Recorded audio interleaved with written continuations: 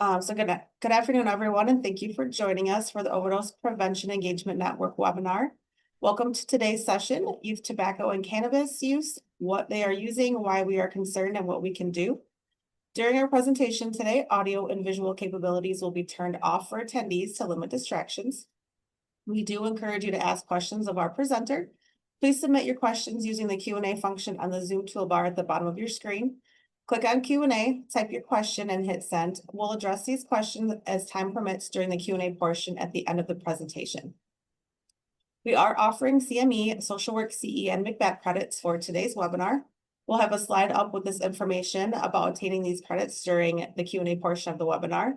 We will also email the continuing education credit information after the webinar today.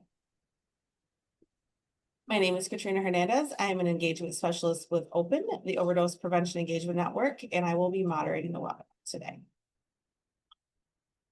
The Overdose Prevention Engagement Network, OPEN, is a diverse team dedicated to improving lives and reducing harms of substance use. By engaging with individuals, communities, and organizations, we share education and resources to strengthen person-centered prevention, treatment, and recovery.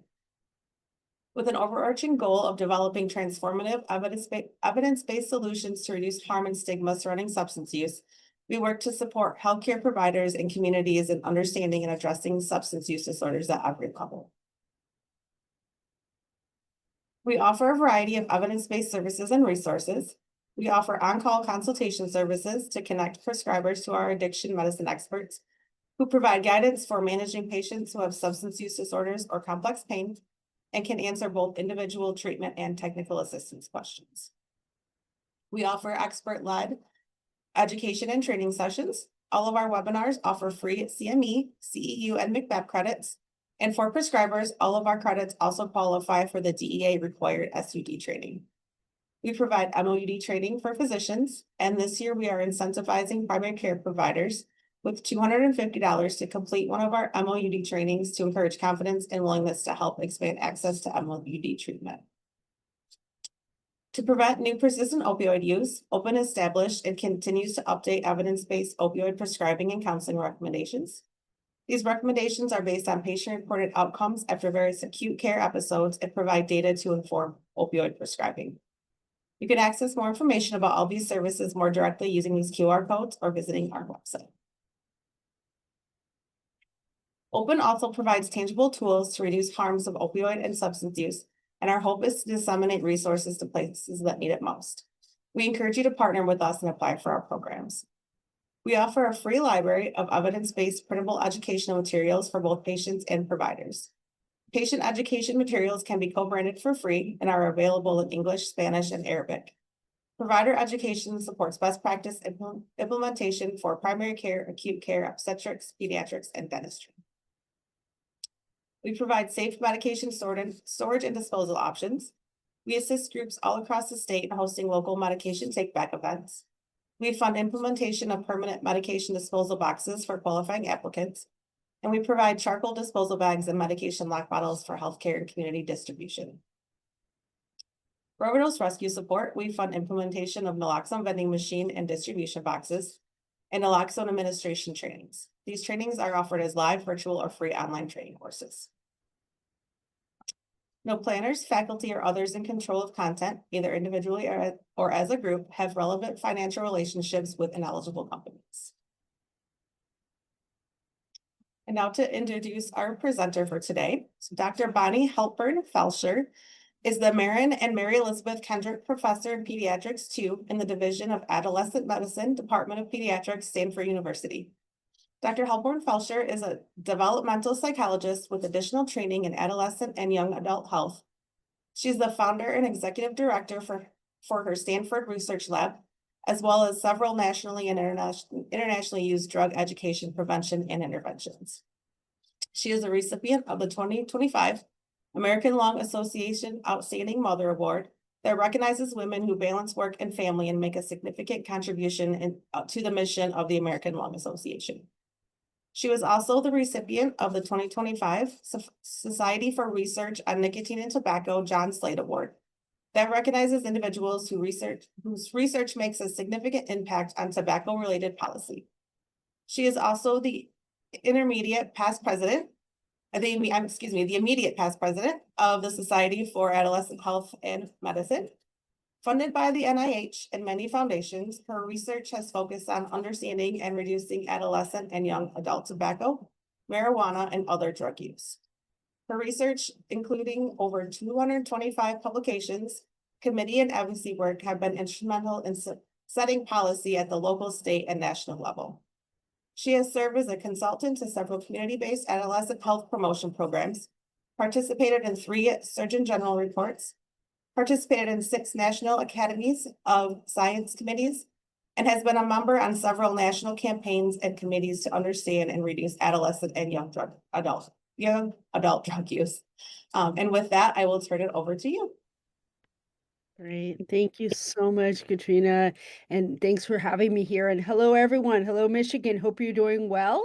I also want to just make a couple of disclosures. As was said, no financial disclosures in terms of with unauthorized groups. I am a paid expert witness in litigation against e-cigarette companies. You could probably figure out which one, and I don't think you'll be that mad at me for that one. And I've also been a pro bono expert, do a lot of work in city, county, state, and federal levels, advocating for better policies and enforcement of policies to protect young people against cannabis, tobacco, and fentanyl and other drugs. The other thing I do want to say is at times I will mention research articles or curriculums or resources that my REACH lab has. REACH, by the way, stands for Research and Education to Empower Adolescents and Young Adults to Choose Health, REACH. Everything I'm mentioning is completely free. My lab works really hard to bring curriculums to you that you are welcome to use, resources, videos, and so on, and I'll mention those towards the end. And I do at times have a couple of pop quizzes, so please play along. It just makes it a lot more fun especially when it's a webinar style. All right, so let's get started. So what are we going to do? I'm hoping that you'll be better at identifying the products and trends and styles of nicotine and cannabis products, both independently used and used together. I want to talk about many different reasons why young people use, but I'm going to particularly focus on the mental and physical health effects of these products, and then talk about different ways and pedagogy for preventing, counseling, and helping young people stop using cannabis and tobacco or nicotine. So let's start with talking about the different tobacco and nicotine products. So a few caveats here. First of all, I'm going to use tobacco and nicotine interchangeably. Yes, we do have synthetic nicotine available, but the majority of nicotine products that are on the market, the nicotine was derived from tobacco. And so these still are tobacco products. In fact, the Food and Drug Administration considers them to be tobacco products.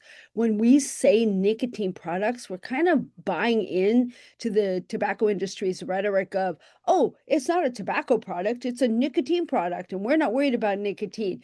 So don't buy into that. And so you'll hear me mostly say tobacco products. All right, so tobacco products that young people are using, are far and wide. We still have cigars, we still have cigarettes, but much, much, much, much less likely to be used.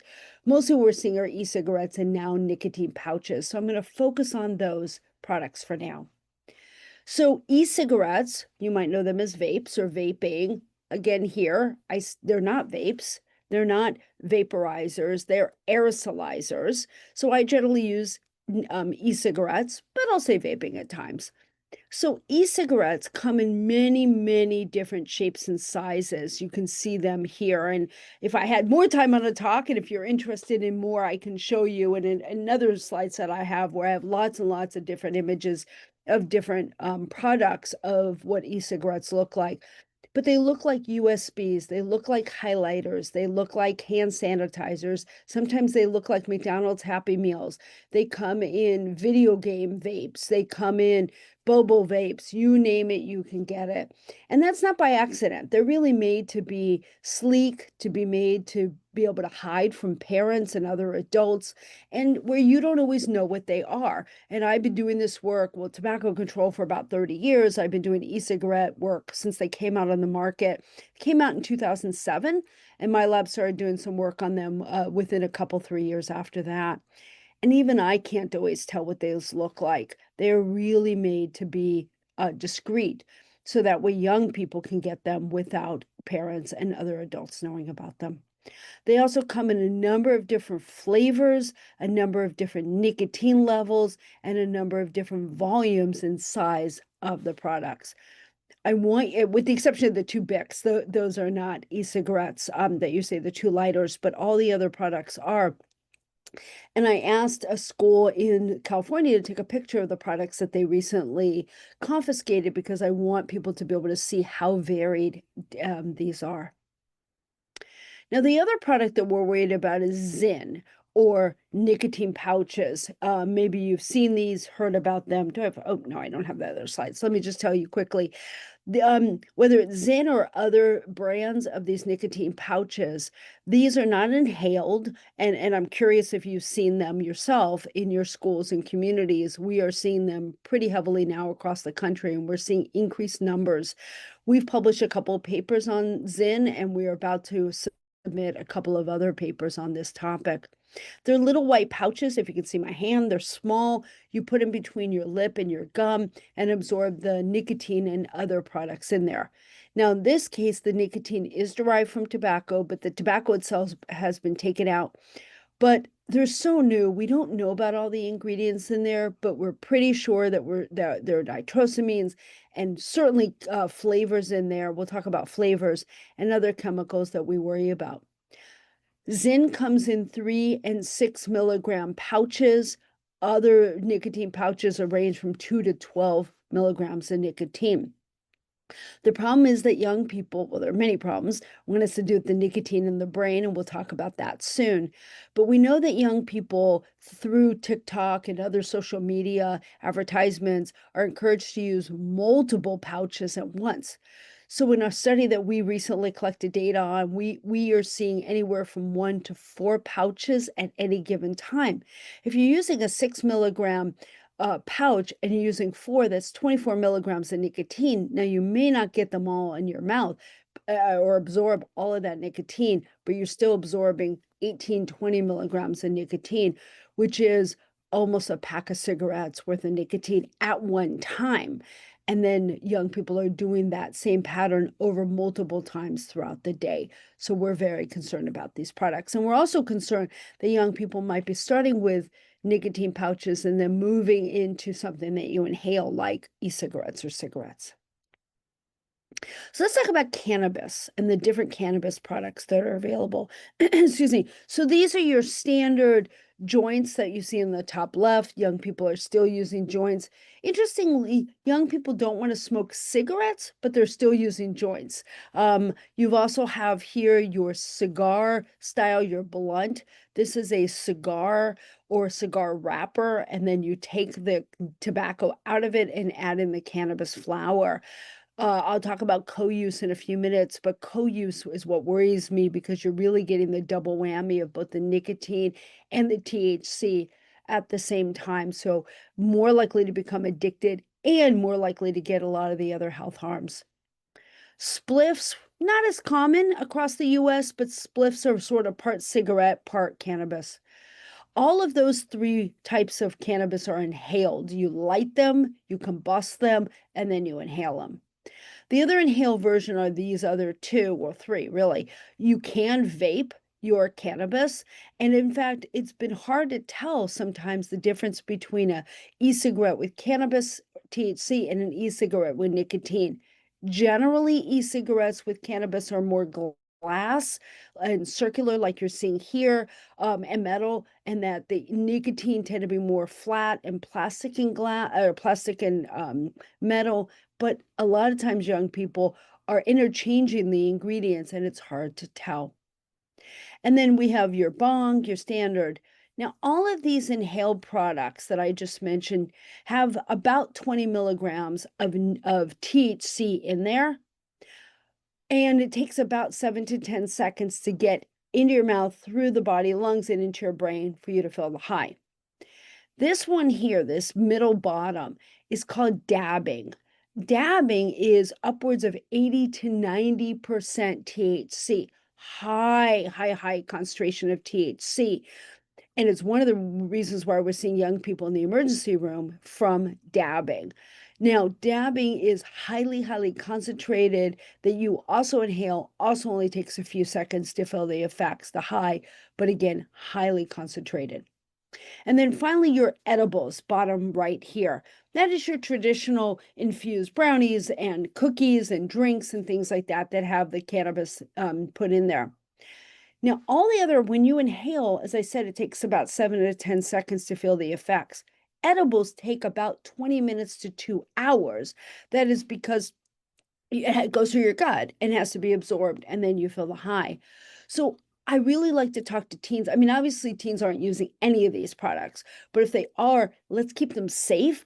And my worry about edibles is that young people will take a square. You know, how many of you have been given a bag of potato chips and told just eat half or just eat 2 or 3? It's very hard, right? Or a Hershey's bar and told just take 1 square. Not very easy to do. Well, that's about the dose and dosage that we're seeing, or serving size in these edibles. So let's say you're given a brownie and you're told that the serving size is the corner of it, and you take it, you eat it, but you don't feel the high, and you're used to feeling the high in a few seconds, or you're told you'll feel the high quickly and you don't. So you take a little more, you take a little more. Finally, by the time you feel the high, 20 minutes, 30 minutes, depending on your size and shape and your weight, and whether or not you've eaten non-THC food, whether or not you've had some water and so on, your metabolism, by the time you feel that high, you've actually consumed too much and you're feeling pretty sick. You're not going to die from it, but you're going to feel pretty sick. Obviously, if you then operate heavy machinery, drive a car, stand next to a window and fall out, suicide issues we'll talk about can happen. But we're very, very worried about young people getting sick from these. There's also just the normalization. I hear, I'm a huge sports fan. Go Warriors, sorry. Basketball in California. But if you I'm very worried that, yeah, we are normalizing these. I hear on sports talk all the time, "Oh, just take pop a gummy, pop a gummy." We People listening to sports are often our young people and our young guys, and that is very, very worrisome to me. All right. Now, another phenomenon that we worry about is co-use. Adolescents using tobacco and cannabis together. Now, there are different ways to define co-use. One is literally using cannabis and tobacco at the same time, so in the form of a blunt, or young people who are vaping half of their e-cigarette, nicotine e-cigarette, and then adding in cannabis oil, and then they're really getting that double whammy at the same time, or like a spliff. That is literally at the same time. But you can also have cannabis followed by tobacco, or tobacco followed by cannabis within a short period of time, called chasing. Really is to enhance the high, especially since you've got that stimulant effect. Or you can just be somebody who's used tobacco and somebody who's used cannabis sometime over the last week or last month. So however you define it, it's really important to think about it when you're reading articles and you hear about co-use. How do they define co-use?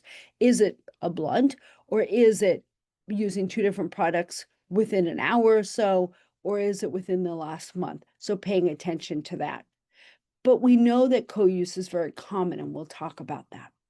So let's talk about rates in general. So these are data, 2023 and 24 data from the National Youth Tobacco Survey, our national data set.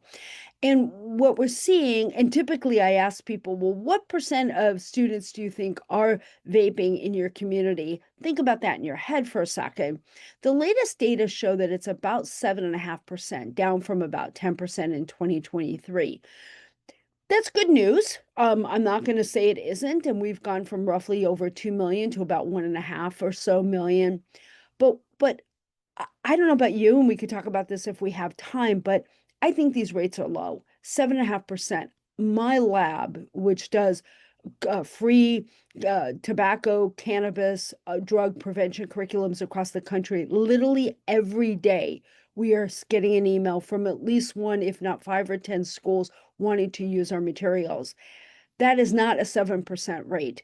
And most schools, when I ask them, they're saying, oh, it's 20 to 60% are using e-cigarettes, nicotine e-cigarettes in our school.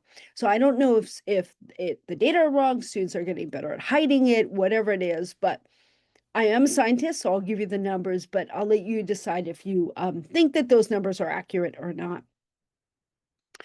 Now, monitoring the future data also looks at, in this case, cannabis, and this is a screenshot from there. And what they're showing is over time, rates have gone down and then gone back up of cannabis lifetime, so ever used in your entire life. But amongst 12th graders, we're still seeing about half, a little under half, 40 to 45% of 12th graders have ever used cannabis. Sixth graders is certainly much, much less. And then you've got similar patterns amongst the grades, but definitely lower percentages overall for the younger grades. And then these are just looking at vaping cannabis, which they've only been studying for a few years. And you can see about 30% of 12th graders have ever vaped, and certainly the numbers go down from there. Again, I'm concerned that these numbers are low based on my conversations with schools that we're seeing. But again, mostly looking at the trends in use that is important. Now, rates of co-use is very high, though. Our own studies are showing about 5 to 30% of adolescents and young adults have used in both products. And use of both products simultaneously or next to each other, one after the other, is more prevalent than those who are using one product or another. We published a study showing this a couple years ago amongst adolescents and adults, 13 to 40. We're seeing that that about 38% reported using both tobacco and cannabis in the past month, and that the overwhelming majority start with tobacco, mostly start with e-cigarettes, and then move to cannabis within a year or two. And we know from some older data that I think is still very, very valid today, about 33% of high school students, about 23% of middle school students who have ever used e-cigarettes reported using cannabis in there. Youth who vape are 3.5 times more likely to use cannabis than those who don't vape. So I advise you, for those of you who are healthcare providers, counselors, mental health professionals, physical health professionals, whatever you do, to really, and we'll talk about screening and counseling at the end, but to really make sure that you screen and counsel and talk about all e-cigarette products, and that you ask, what are they vaping? You can also vape, I didn't bring in the images, but you can also vape non-nicotine, non-THC e-cigarettes as well. So you can vape your caffeine, melatonin, vitamins, and all of these products, no matter what you're vaping, are harmful. So asking young people, what are they vaping? What's in there is really important in our work that we do. All right, so why? Let's talk about what's in these products, and then let's talk about the health effects. So these are some of the ingredients that we have seen in that big plume of aerosol. It's not a vape or vapor, it's aerosol that comes out. We've got things like propylene glycol, glycerin, and a lot of the flavorings we're not seeing in regular cigarettes, but a lot of the other ingredients are in cigarettes. Cigarettes have thousands of scary ingredients, aerosols have hundreds, but there's still a lot of the same, like nickel and lead and formaldehyde and magnesium and acetone and acrylamide tend to be in both cigarettes and e-cigarettes. And by themselves, these products are very scary. Now, when I talk to teens, I don't always show, although that slide is from our curriculum, but I like to talk to them to help them understand what some of these products are and why they probably don't want to be inhaling them into their lungs. So I'll say lead. Lead is an ingredient that's in that aerosol in e-cigarettes. That's in car batteries. Do you want to be inhaling car batteries? And no, we're not literally inhaling car batteries, but the idea that those are some of the same ingredients. Or nickel, that's in cheap jewelry. Or toluene, that's in paint thinner. Or benzene, that's in gasoline. Then I always get to this one and say, I don't even know how to pronounce that. Pesticides, do you want to be inhaling pesticides? Cadmium, batteries, do you want to be inhaling batteries? That's something that is very scary. Formaldehyde. I stop there and say, okay, if any of you had high school or middle school biology, kids always raise their hand. Did you dissect a frog? Oh, yeah, we did, Dr. Bonnie. They love calling me Dr. Bonnie. All right, Dr. Bonnie. Yeah, we did. How did it smell? Oh, it smelled awful. Well, do you want to be inhaling that? Oh, no, actually. Diacetyl, buttery flavor. We'll talk more about that. And then, of course, nicotine, if it's a nicotine e-cigarette. And these products, these e-cigarettes, whether it has nicotine or THC, can have ultrafine particles, pieces of tiny metals and plastics and volatile organic chemicals that are going to lodge into your lungs. And when we're talking about things like vaping melatonin or vaping caffeine or vaping your vitamins, I'm okay with people taking that. I drink my caffeine every day in tea, not coffee, but I do every day. It's the inhaling of it in the form of an e-cigarette that's scary. And so even if you don't have THC, even if you don't have nicotine, just the other ingredients that are in there, like what you're seeing here, can be scary. So if somebody says to you, "Oh, doc, oh, Mr. or Miss, what I'm doing is just essential oils or flavored water," yeah, even if there's no nicotine or THC, I'm still worried about you. And I'll talk more about flavors soon. All right, so let's talk about how much nicotine is in these products, the nicotine e-cigarettes, and why I'm so concerned. So you probably know, I hope you know. And by the way, I do have some QR codes. This infographic, bottom right, you'll see a QR code that gets you to it.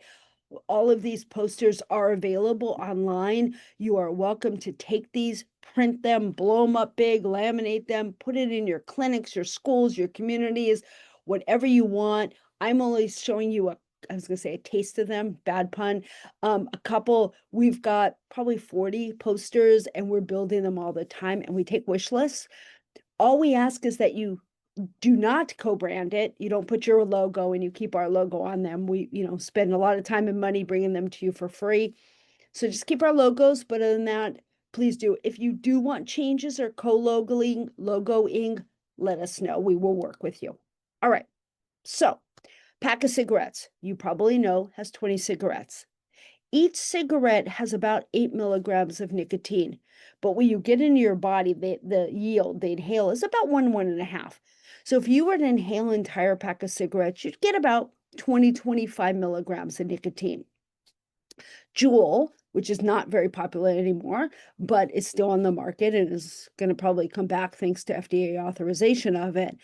That is a small volume, but Juul, I anchored to Juul because Juul came on the market in 2015 and really revolutionized, not in a good way, the e-cigarette market and went from much, much lower levels of nicotine, shooting it up to quite a bit. So if you were to inhale an entire Juul pod, which is about 41 milligrams of nicotine, you'd get 35 to 40 milligrams of nicotine into your body. Views, which is a very popular brand across the US, is bigger volume. You get almost 80 cigarettes worth of nicotine. And then Elf Bar, which is also called Eekbar, Lost Mary, they changed their names to skirt regulation. It's a huge volume. You're going to get almost 600 cigarettes worth of nicotine. And not only that, not only that, but you say, well, how much are young people using? Teens are telling me, and we published on this, that things like Juul and Views, they're using one of the pods or one of those devices a week. So 2 or 3 cigarettes a day to one a day. Those who are addicted are using around 4 a day. So do the math. That's 1 to 8 packs of cigarettes of nicotine per day, plus all the other ingredients. I've asked them about the larger volumes like Elf Bar and so on, and some are saying I'm using one every 2 or 3 days. So we're very concerned about the nicotine concentration that young people are getting. Now, THC is not much better. I mentioned the 20%. THC, when I was a kid, was close to 5%. Now, most brands out there, most devices, most cannabis products have upwards of 20%. And again, dabbing is closer to 80 to 90%. So I may be older than a lot of you, but the equivalent is today's one joint is about 10 joints when I was a kid. And different methods have different risks, and it's also very difficult to determine the exact amount of THC that's being consumed, partly because they're eating it or they're borrowing it from other people. Currently, for those of you who care about advocacy, currently in the US, there's no nicotine and no THC standard. What I mean is no upper limit.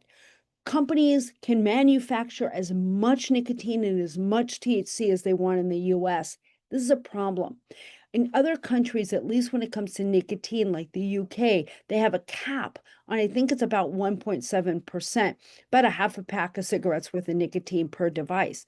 Still a lot, but so much better than ours. So we do need to push on some maximum amount of nicotine and THC that products can have. Now, I don't want anybody using any of these if you're under 25, the developing brain, but I at least want to know that if young people are using, then we can lower how much they're using and lower the THC and nicotine and keep them safe. All right, so let's talk about health effects. When we're talking about cannabis or tobacco, whether it's together or separately, it affects pretty much every aspect of our body.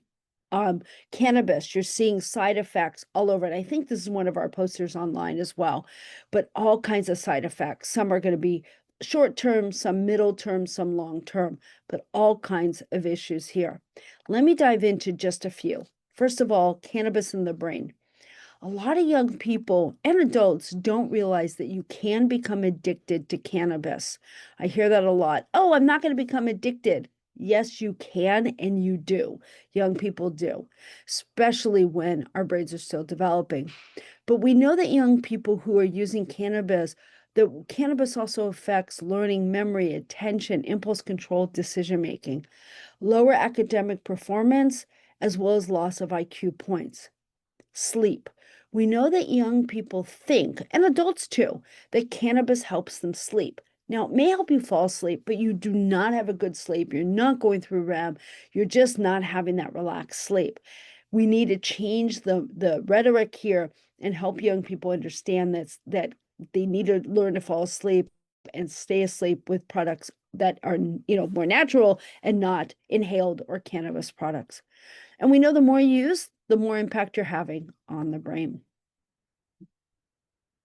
Addiction, whether it's cannabis or nicotine, but we know this more for nicotine, that it is highly addicted, even e-cigarettes. We know that the majority of adults who are addicted to nicotine started when they were under 21 and most under 18. It's a pediatric disease. It really is. And a lot of people say to me also, well, you can't become addicted to e-cigarettes. I still have colleagues who feel that way. Well, we've done a number of studies to show that young people who are using e-cigarettes are just as addicted as those who are using cigarettes. And this is a study from some of my colleagues that showed, using national data, that you're more likely to use an e-cigarette within 5 minutes of waking over the last few years. 5 minutes of waking is your standard question of whether or not you're addicted. So if you use as soon as you wake up, you're probably addicted. We see this increase in the percentage of teens who are so addicted starting in 2017, which is the same time when Juul became popular. Cannabis and tobacco, when you inhale it, whether it's cigarettes or e-cigarettes, do harm the lungs, inflame and irritate airways, destroy air sacs, and weaker immune response to healing from infection. Now, I want to pause on pulmonary effects. In addition to your regular effects, I worry about bronchitis and asthma and lung collapses from e-cigarettes. The flavors themselves can be harmful. And this is why I was saying that even if you've got a patient or a client or a young person, student who says, I'm just using harmless water vapor, well, probably not. There's probably THC or cannabis in there. But even if it is, it's not harmless. Those flavors themselves are dangerous. There's something called GRAS, generally recognized as safe in the US for oral, but not inhalation. So I can take butter and heat it to several degrees, several hundred degrees, and eat it. I might burn my tongue, but I can do it. But if I take that same butter and put it into an e-cigarette and inhale it, that's where I am getting lung lesions and where I'm concerned. So diacetyl, a buttery flavor that we see in microwavable popcorn, go ahead and eat your microwavable popcorn. But if you were inhaling that all the time, so diacetyl, vanillin, which is a vanilla flavor, cinnamon aldehyde, which is a cinnamon flavored, and it's also an aldehyde, which is cancer causing. So a lot of flavors we're concerned about. Now, there's more New and more recent emerging research on cancer and e-cigarettes. This is still really new, but more studies are starting to show that we're very concerned about e-cigarettes causing cancer. My husband's an oncologist, a cancer doc, and he's very concerned about this as well. Even just the nicotine, the high amounts of nicotine can change your DNA and damage it, and we're worried about the effects on cancer there too. Now, a few slides specifically to cannabis, some concerns there. One is cannabis hyperemesis syndrome. You may have heard of this. It's very common. It's cyclical vomiting and abdominal pain, very severe abdominal pain. It's really caused by long-term use of cannabis. The symptoms will ease in a few days unless cannabis is resumed. And so it's a pretty easy fix. We see a lot of people in the emergency room and we try to get them to stop using. Unfortunately, they still continue to use and still continue to have this syndrome. Mental health. Given the high amounts of THC now, we are seeing pretty significant mental health issues associated with cannabis, hallucinations and paranoia and depression and anxiety. Now, depression and anxiety is bidirectional. Young people who are more depressed and anxious and suicidal are more likely to use, but they're also more likely to use, those who use are also more likely to have these syndromes. But what we're really worried about also is psychosis and schizophrenia. More and more studies are showing that cannabis causes psychosis and schizophrenia, not just associated with it, particularly in that sweet spot of around age 17 to 21 or so. But we don't always know who's most at risk, and we're seeing a high association here. Oops. All right, so let's talk about why youth use. Then we'll be done. A few more minutes. Understanding the continuum. This is important. When we're talking about use, think about the continuum. You're going to have students you work with, young people you work with who have never used anything, or maybe used alcohol but not tobacco, or cannabis and not tobacco, or they've used all of the above. Maybe they only use on weekends. Maybe they're already having a full substance use disorder and dependence. Whatever it is on the spectrum here. We talk about this not because I want you to go into a classroom and go, I'm sure a bunch of you are using and that's fine. No, but it's really important. In my lab, we talk about that we don't want to say just say no, N-O. We want to say just say K-N-O-W. If you go, and I am a developmental psychologist who does research on adolescent decision making. If you go into a classroom and you say, I'm sure, nobody should ever use, and you've got 20, 30, 50% who have, they shut down. They don't want to listen to you anymore because you're not focusing on them. So we go in understanding that we want to meet kids where they are at and speak to the entire spectrum of use that might be happening. So think about, we don't have time to put in the chat, but think about back to when you were a teenager. Put yourself in their shoes. Think about how they make decisions. I can say that teens weigh the benefits and risks very differently from us. For me, I care about my lungs. I care about my heart. I care about my ability to exercise. I care about, losing a few days or a few weeks off my life. But I'm a lot older than a teenager. A teenager, they care about the here and now. They care about social aspects. They care about benefits. They care about looking cool. So if you're thinking like, for example, what are some good reasons for using cannabis? You may say none, but to a teen, well, and maybe you say there are, but to a teen, feeling good or social icebreakers or coping, whatever it might be. So my point here is, and the way we teach is we talk about and balance the benefits and the risks, or the perceived benefits. They may not be real. If you go in and you say, it's all horrible, you're going to throw up, only bad things will happen, you're going to crash, you're going to, grow a horn and turn green, and all the hyperbole that we tend to say.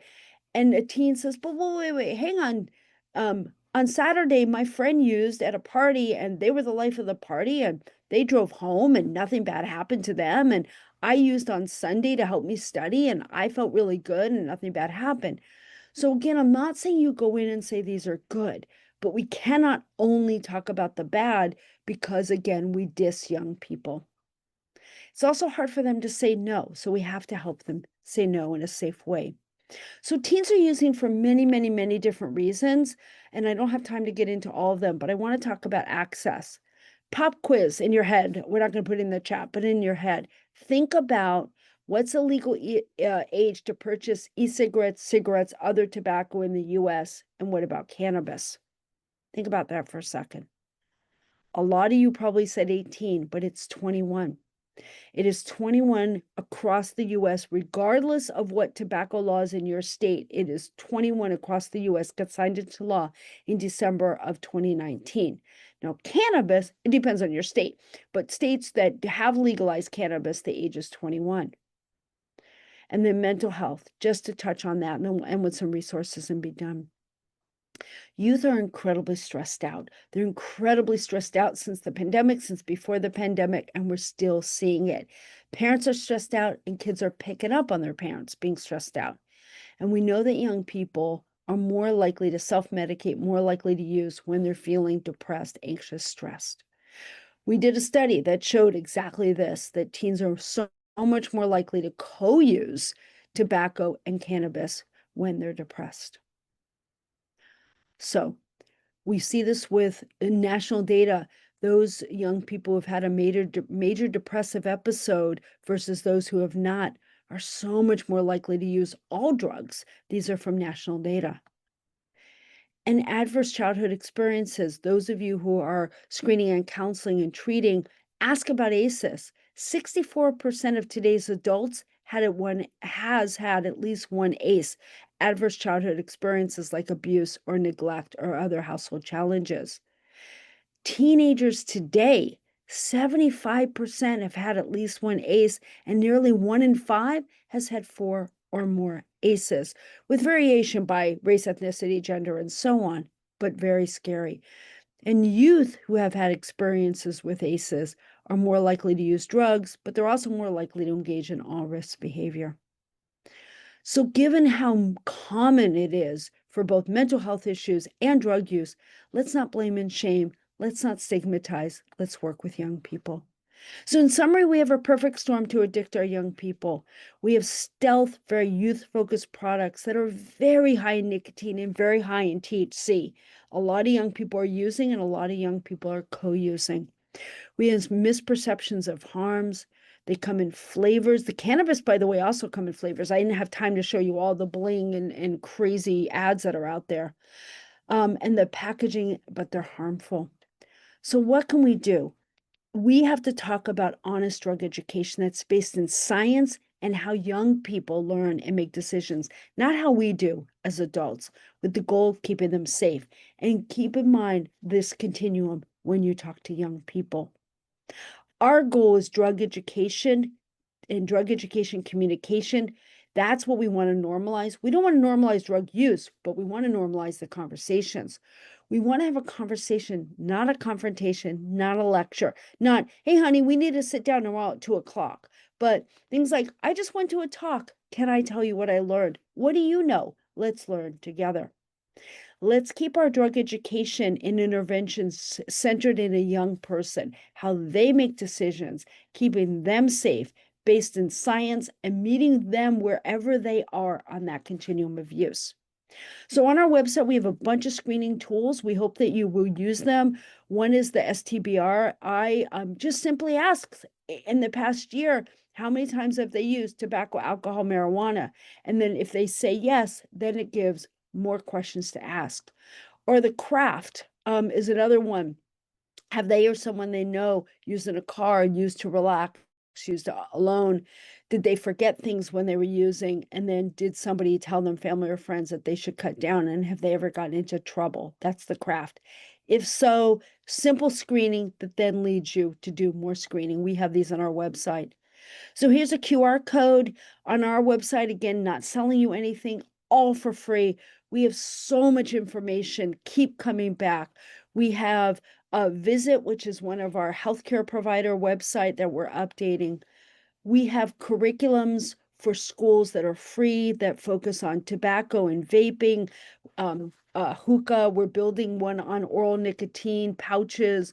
We have on cannabis. We have our Safety First, which is all drugs, including fentanyl, opioids, and alcohol. And then Healthy Futures is our alternative to suspension cessation curriculum. And we give free trainings on those. We have a whole bunch of new educational videos, and we're about to pop an entire hour's worth of different videos tomorrow. So keep coming back. These are 2 to 8 minute videos that you could show in your clinics, just in your classrooms to students and so on. And then I mentioned the infographics. We've got a ton for you. We have tips for quitting. So follow us on social media. We love it. The next slide, I'll show you our QR code for signing up for our newsletter. Newsletters we do a few times a year, but social media is where you're going to get our constant updates, advocacy opportunities, latest research, and so on. And I'll end with QR code and my email directly. Thank you so much. I know that was a lot of content in a short period of time, but happy to explain more and answer any questions.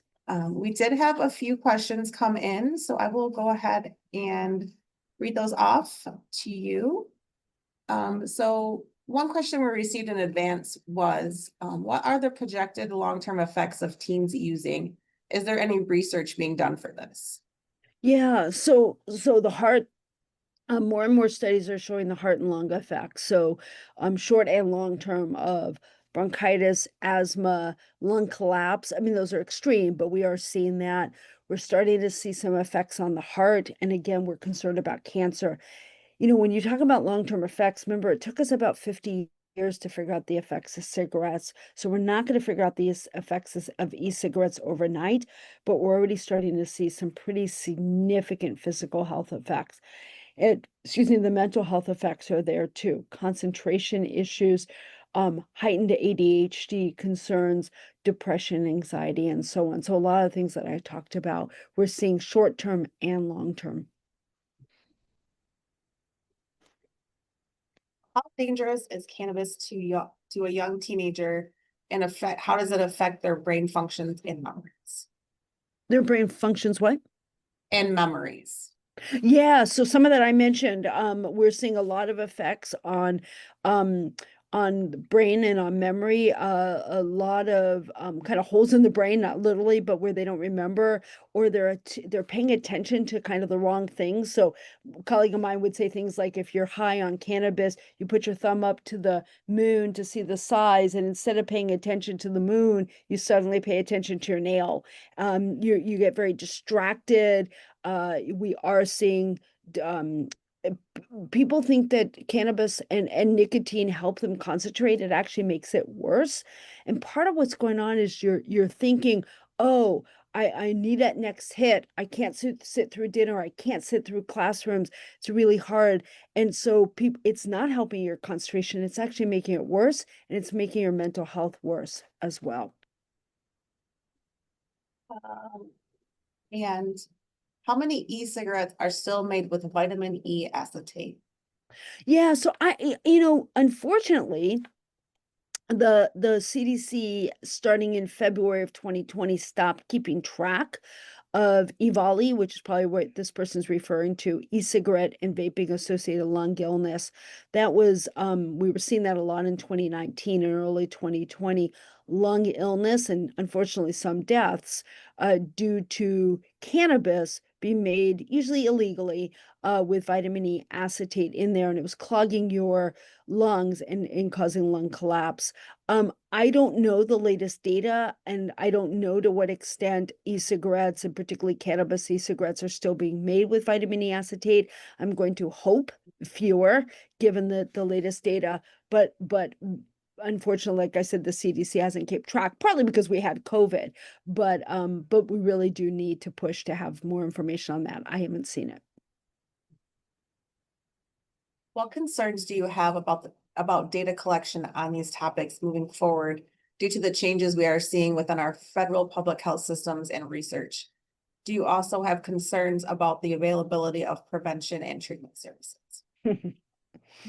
Oh, how not to get political and give an answer. Yes, I have concerns. I have lots of concerns. I have concerns on the data. One thing, by the way, several of us have done, and if you email me separately, I can try to find those documents, is try to push the feds to keep collecting the data. So the Youth Risk Behavior Survey, the National Youth Tobacco Survey, things like that. But I do. I had concerns before, and that wasn't because of shutdowns. I was having concerns just about the quality of the data. I'm really having concerns now.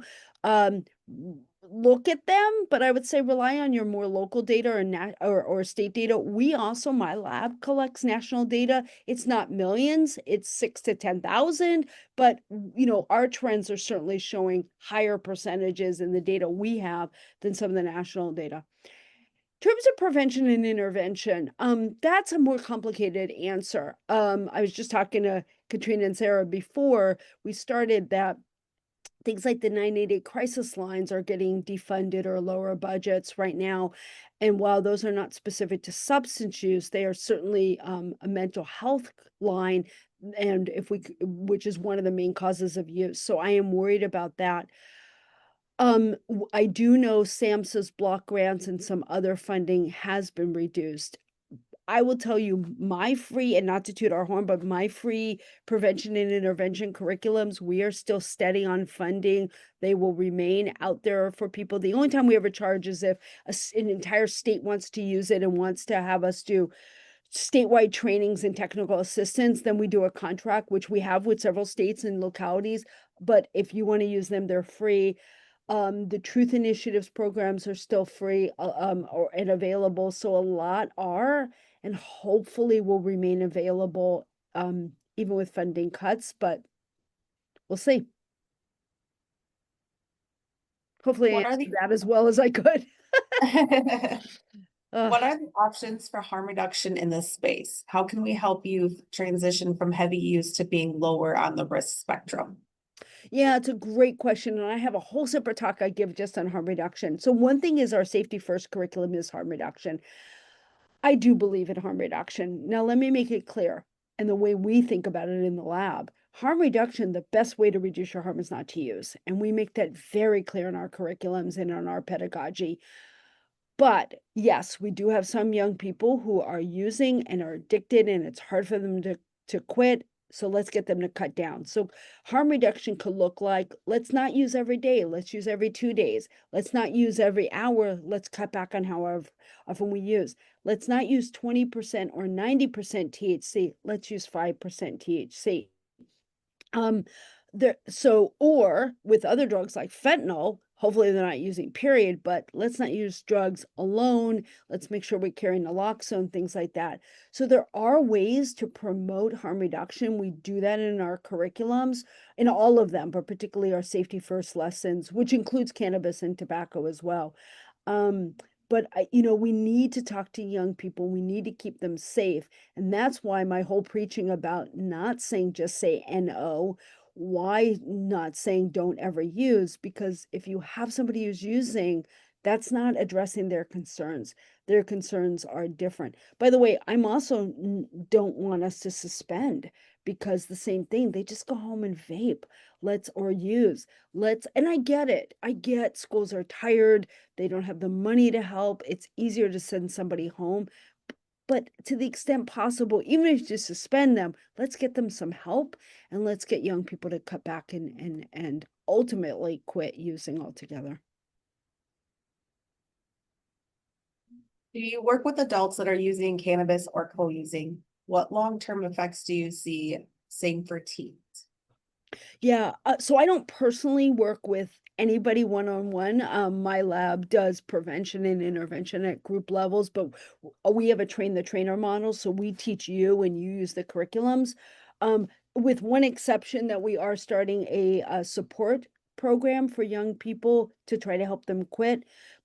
Only in California, though, because the person running that is only licensed in California. But if it works, we're happy to disseminate the plan and the way we do this. So that's how we are. But in terms of our curriculums, a lot of people have started using safety first and healthy futures for young adults and college age. And we're building more for college. We're going to have an app out any month now. So feel free to use that. um, for all ages. There are programs out there to help adults quit tobacco.